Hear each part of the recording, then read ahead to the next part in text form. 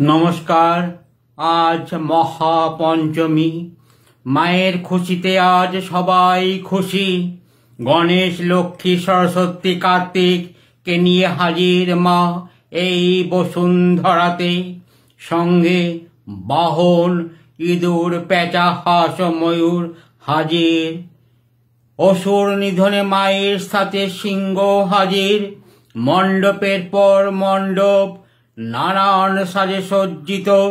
চারিদিকে কত রঙিন আলোর বন্যা। আট হতে আসি সবাই নতুন নতুন পোশাকে বেরিয়ে পড়ে ঠাকুর দেখতে। কেউ কাছে আবার কেউ বা দূরে নতুন পোশাকে বেরিয়ে পড়ে ঠাকুর দেখতে। জমিয়ে আড্ডা দিতে দিতে খাওয়া দাওয়াটাও ভালোই জমে।